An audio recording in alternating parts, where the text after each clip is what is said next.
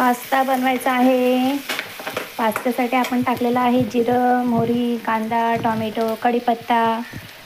मस्त ब्राऊन असं भाजून घ्यायचं सगळं.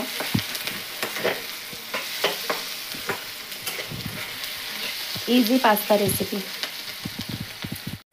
माझी परी झाडून मारते. पास्ता खायसाठी आईला काम म्हणते मी काम करते आई, तुम्हाला पहिले पास्ता बनवून दे. कांदा बिंदा सगळं भाजल्यावर पास्ता टाकलाय.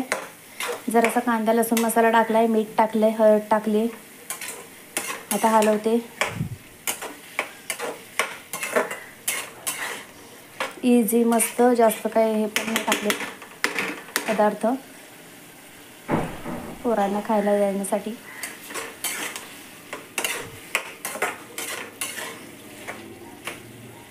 तरी पास्ता छान आहे का?